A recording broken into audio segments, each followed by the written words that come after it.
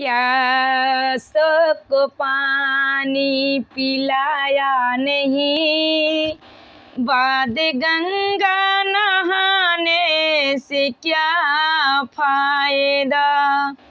जो अपने माँ बाप को सेवा ना किया, बाद गंगा नहाने से क्या फायदा।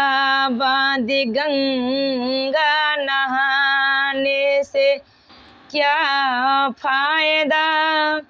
प्यासों को पानी पिलाया नहीं, बाद अमृत पिलाने से क्या फायदा।